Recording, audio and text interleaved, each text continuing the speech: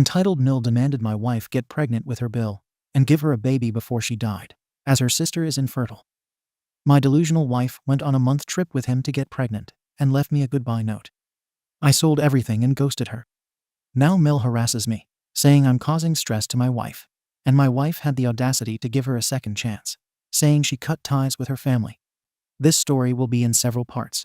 I still don't know how many, but I was encouraged to write it after seeing a video on social media TikTok about a story that was very similar to mine. Without further ado, I decided to share my own story. I shared this story on other subreddits, but I would like to know your opinion. All began in 2014. My wife, Elena, was 27 years old at the time, while I, Louis, was 26. We had been in a relationship for 5 years and married for 2. We met in college. She was studying accounting, and I was studying mechanical engineering. Our meeting took place at a party of a mutual friend, and we quickly connected. After a few dates, we became boyfriend and girlfriend and got married the following year. Elena had an older sister named Adriana, who was married to a friend of Elena's named Ariel. Elena's mother, Valentina, never accepted me. She tried to put many excuses to separate us, and I can say that she really discriminated against me and humiliated me every chance she got. She always said that Elena deserved something better. I thought my life was perfect. Elena was incredibly beautiful, the most stunning woman I had ever met. At that time, my salary as a mechanical engineer was decent. We had agreed not to have children soon. First, we wanted to travel to some countries and finish paying for a house. Elena agreed with me. She became interested in studying for a master's degree, and I offered to pay for it. I always wanted her to feel comfortable with me, so you could say that I used to give in to my wife's requests. A year after we got married, Elena's mother suffered a fall that left her hospitalized for a couple of days. The doctors reported that it was nothing serious, but they recommended bed rest. Elena was distraught about her mother and stayed with her. Time passed, and during the 30th wedding anniversary party of Elena's parents, 2 shocking announcements were made. Adriana had been struggling for 5 long years to have children, visiting fertility clinics without success. It was a heartbreaking situation for her to suffer in silence that inability. Valentina's confession was the second shocking announcement. With a trembling voice and tears in her eyes, she expressed that she longed to become a grandmother. Her words, full of a sense of urgency, resonated deeply. A fall could be the end of me, and who knows when it could happen. I watched as Elena broke down emotionally upon hearing her mother's words. Upon returning home, my wife was noticeably affected by the weight of what had happened. I chose to ignore the situation, a mistake of mine that I did not want to face. The months passed without further news until I received an urgent call from Elena. Her voice reflected anguish as she explained that she was in the hospital. I was alarmed. "Are you okay?" I asked with fear. She replied that she was, but that she was there because Adriana had attempted self-harm.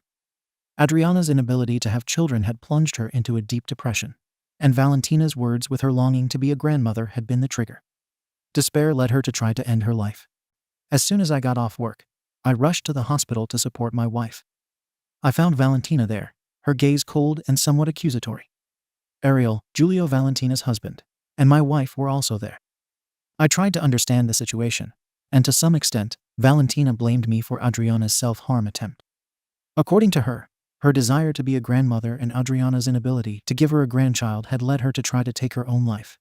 The doctors released Adriana from the hospital 2 days later and prescribed her antidepressants. That same day, we had a family meeting where we revisited the topic of grandchildren for Adriana's infertility. I proposed the idea of adoption as a viable alternative. Both Adriana and Ariel could adopt without any difficulty, as they were adults with good incomes. There was an uncomfortable silence in the room. Valentina looked at me fixedly and rejected the idea, arguing that adopting a child was not the same as having a grandchild of their own blood. The conversation did not progress, and we returned home with a tense atmosphere. The weeks after that meeting became strange. Adriana and Ariel started visiting my house more often. I often heard them talking, but when they entered, they kept quiet. It seemed like strange behavior, although I decided not to pay much attention to it. Perhaps Adriana was simply going through a bad time and needed to be with her sister. On the other hand, Elena's behavior changed. She became more reserved with her phone and distant with me. When I came home and tried to get close to her, she would pull away. In addition, our intimate life decreased. On July 5th, a day that I remember clearly, I came home from work and saw several cars parked in front of my house. I feared the worst. When I entered, I found my in-laws, my sister-in-law with her husband, and my wife in the living room. Their expressions indicated seriousness. Elena told me, "Sit down. We need to talk." I nodded and sat down.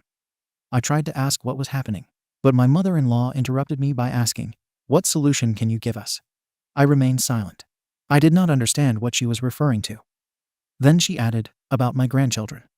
I tried to suggest in vitro fertilization, explaining how it worked, but I only found the disgust on Valentina's face. In her old woman's expression, I noticed that she rejected my proposal and said, "I have another solution." Update. I left my wife because she got pregnant with her sister's husband. Part 2. Continuation Part 2. As I said that, I looked at Elena, confused, but she didn't look back at me. Instead, she looked at her sister, and then her mother. I saw Adriana smiling, while Ariel showed a haughty attitude. His smile turned mocking, looking at me with superiority. I kept silent and waited for Elena to say something, but she didn't speak, prolonging the silence. Suddenly, Elena shouted at me, "Idiot, say something." I didn't understand and kept silent. Then, my mother-in-law tried to calm Elena down, speaking with a certain elegance. "As you know, dear, Adriana has been cursed with the impossibility of giving us grandchildren. That joy of motherhood that she cannot experience." Elena interrupted and explained that they had analyzed options, mentioning the risks of surrogacy and the possible genetic and hereditary problems that could arise generations later. Then, Ariel added that surrogacy was expensive, and that they could not afford it, in addition to the expenses that the baby would require. "So, what do you propose?" I asked. My mother-in-law's evil answer left me speechless. "Since you refuse to have children, Elena will become pregnant with Ariel." I swallowed hard, unable to utter a word, hoping it was a joke. However, my mother-in-law continued speaking. "We understand that you don't want to take care of the baby. Don't worry, when it is born, we will register it in the name of Adriana and Ariel." Then, she mentioned, "Children are not products. They are not made in a laboratory. They must be conceived with love, the fruit of a couple, in other words, with coitus." She explained a series of religious arguments, citing the church's prohibition and her desire to prevent her grandchild from being condemned to hell. Before my mother-in-law could continue, I stood up abruptly and shouted, "No way. I don't usually raise my voice, but I did on this occasion." "Elena, what do you want to tell me?" I asked my wife. I saw her expression change between confusion and fear. My mother-in-law looked at me defiantly, trying to explain to me, apparently thinking that I would not react this way. Ariel approached me, trying to put his hand on my shoulder, and I said, "Don't touch me." I was really upset. My mother-in-law insisted that she wanted a grandchild. It was then that I added, "Fine, I'll give her a grandchild. We'll try to conceive next week." My mother-in-law intervened again. "We respect your decision not to have children yet. I understand that you are young and still have the urge to explore. Therefore, Ariel will be the one to take care of it. Adriana agrees that her son be conceived in the act of love. Therefore, it will be between Elena and Ariel." At these words, I shouted again, "You're crazy, old whip." Everyone was surprised at my response. My mother-in-law shed crocodile tears. Giulio approached her, and so did Adriana. Elena looked at me and shouted at me, asking me how I could say that. Ariel approached me, and I remember he said to me, "Come on, it will be fun." At that moment, I landed a punch so hard on Ariel's face that he fell to the ground. Update. Continuation Part 3. Adriana screamed, and Elena too. I shouted at them to leave my house and left, locking myself in the bedroom. I could hear some shouts and saw them leaving home through the window. Minutes later, Elena entered quite upset, complaining to me for having offended her mother. She ignored the simple fact that they were trying to convince me that my wife has sex with another man. Elena did not speak to me all day. When I woke up, I found her in the kitchen. She looked like she had been crying. She called me immature for not understanding the situation and mentioned that my mother-in-law was in critical condition. I decided to ignore her and did not take her to the hospital. I told her to take a taxi and left. I returned home at night. I spent the day with my best friend Abraham. He gave me the reason, saying it was a way of deception and that my mother-in-law was to blame. He suggested that it would be a good idea to leave the city with my wife, so we would not be so close to her family. When I arrived home, I saw Elena sad. She had been crying. She told me that her mother was hospitalized and in critical condition. I told her that I cared little. She collapsed. I felt sad and apologized. It was not my intention to hurt her. She only told me that her mother only wanted a grandchild. I mentioned that she could wait a year more, but she said, "You don't understand. Adriana is still depressed. I fear she will attempt self-harm again." I kept silent and said, "Okay, we can try to have a child soon." That decision could take me out of my own ideas. Don't get me wrong, I know that a child is a joy and happiness, but I was still young and wanted to travel. A child is a responsibility and can limit you when you don't have enough maturity. In my opinion, being an adult is not the same as being mature. She looked at me happy, smiled, told me it was okay, that we would try, and left. The days passed without incident, except for a change in Elena's attitude. Now she didn't hide her phone and looked at me happy. Her mother apologized to me and said she understood my decision. According to medical orders, she should not be stressed or angry. I was surprised. I didn't expect that from that woman. Elena became more affectionate with me. I recognized that those months were quite interesting, but there was something that I found strange. I didn't know what it was, but it was strange. 6 months later, I can say that I was more in love with Elena. I didn't know how, but somehow I managed to give her what she asked for. If Elena wanted a new TV, I bought it for her. If Elena asked for a day at the spa, I gave it to her. Somehow, at that time, everything Elena did or said became my priority, and I did it to see her happy. I knew that my words and my attitude had hurt her, and I wanted to see her happy. Valentina no longer insisted on having grandchildren, and Adriana seemed to be better. I was happy for them, and I also had a surprise planned, something I had been planning. I had been saving up enough money for a long vacation in Canada. I wanted to take Elena on vacation. All those previous stressful situations were a lot, and I wanted to surprise her. I returned home from work on March 6th, and I had the tickets ready to travel in 2 weeks.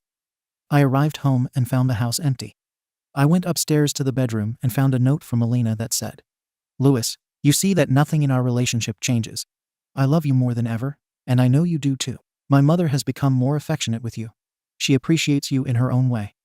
However, Adriana cannot be happy, and I know that the guilt of giving her a grandchild is destroying her. I hadn't told you, but I know you're going to understand. You've changed a lot in these months, and I know you're mature enough and you love me too much. My parents, Adriana and Ariel, will do what we planned 6 months ago. Today we are leaving town. I will get pregnant by Ariel. I will not tell you where we are because I know you and I should not suffer stressful situations, and Ariel either. Adriana told me that he gets nervous, and maybe we can't conceive on the first try. That's why we'll be gone for a month. Don't bother looking for us. I will return when I am pregnant.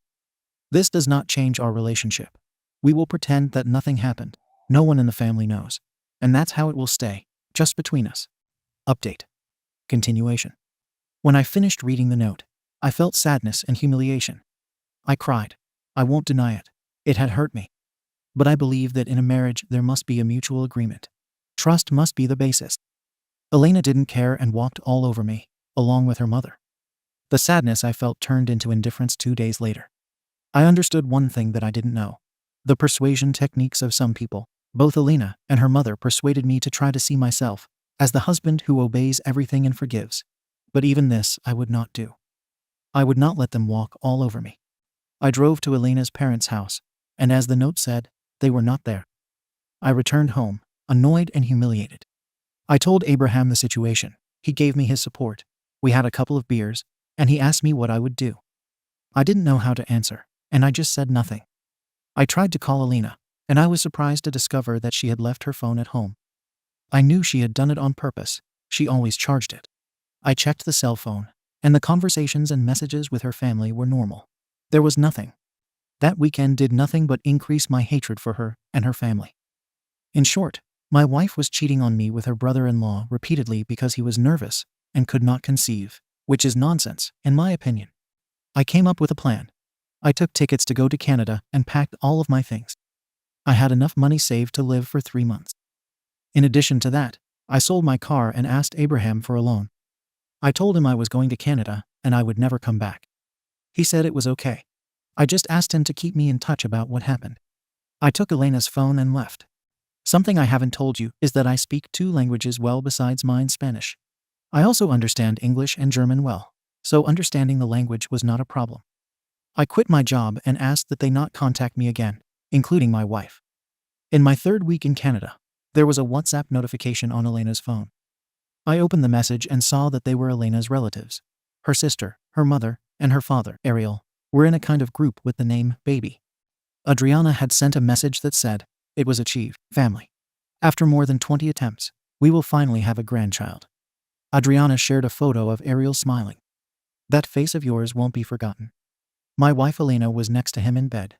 I could see that she was in underwear, and after that, a photo of a pregnancy test. Seeing my wife with Ariel filled me with sadness, but I was too far away, and I didn't want to see her again. Several messages from the family arrived congratulating the anecdote. 4 days later, I was looking for a job in Canada. Fortunately, my engineering knowledge and being able to speak 2 languages gave me the opportunity to start working in a small factory as a warehouse man. It was not much, but it paid well to survive. In fact, if you can get a job in Canada, don't let that opportunity go by. Update. A week after that, on a Sunday morning, I received a message from Elena on my phone that said, "Love, I'm home, everything went well, and I'm pregnant. Come soon.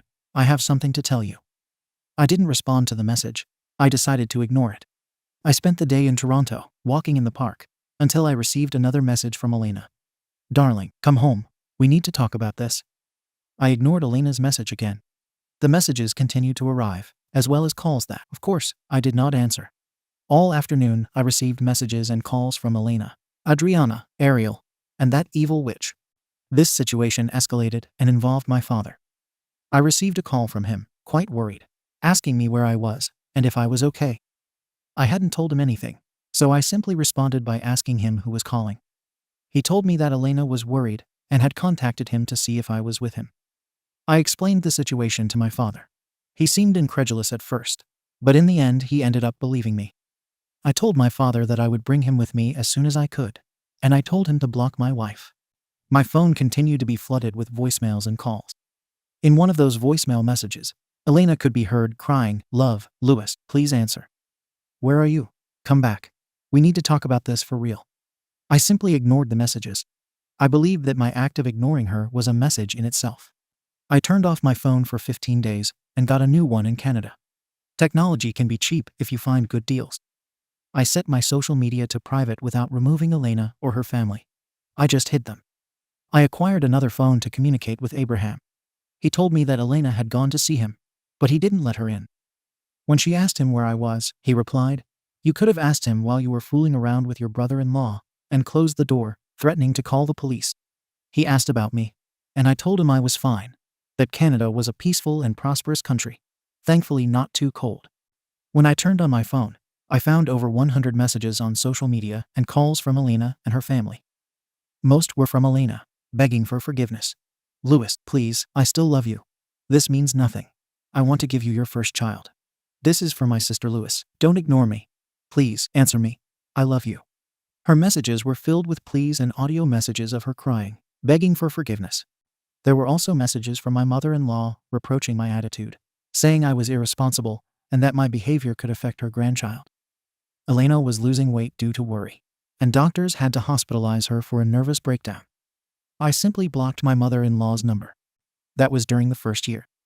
My father came to live with me, and he's doing well. Fortunately, I got a better job, and things are going well. Obtaining permanent residency in Canada was an achievement after hiring a good lawyer. Elena keeps sending messages. It turns out that fortunately, the illegitimate child with her brother-in-law had no health issues, and I'm glad the baby is fine. He's not to blame for what happened, and I sincerely wish him to grow up healthy and happy. Elena cut ties with her family, blaming them for persuading and forcing her to have a child with Ariel. Despite everything, she keeps trying to find out where I am. I decided to break the silence. Every time she sends me messages, I simply respond with happy emojis in the face of her desperation. Although she tells me she still loves me, I believe that if she really loved me, she wouldn't have acted this way. She's tried in many ways to find out where I am, but only my friend Abraham knows. I decided to answer a video call from Elena that I received. I suppose I did it to know how she was. However, I kept my camera off. I didn't want her to see me. She was no longer that beautiful woman. She looked worn out and aged. She tried to apologize, but I told her it would be brief. The sum of your actions defines who you are. You made a decision by overriding me, something you knew I didn't agree with. You confused my love with obedience, and that's something I won't allow. I'm living what I promised you, traveling. but I'm doing it alone. Maybe by this time, we would be expecting a child because patience is a virtue that is cultivated. Valentina has not passed away, and I doubt she will anytime soon. I won't give you the divorce even if you try. You'll carry that on your conscience forever. As for me, I haven't met anyone, nor will I. I guess actions have consequences. You reap what you sow. I am reaping mine, and you are reaping yours. After that, I heard Elena break down in tears, and I ended the call. Currently, I live in Montreal, recovering from my past life. Since then, I haven't heard from her again. That was around 2019. By 2020, the world shut down, and dates blurred. It sounds like fiction, but I wish it wasn't so. I apologize for the lengthy story. I'd like to know your opinion. Thank you.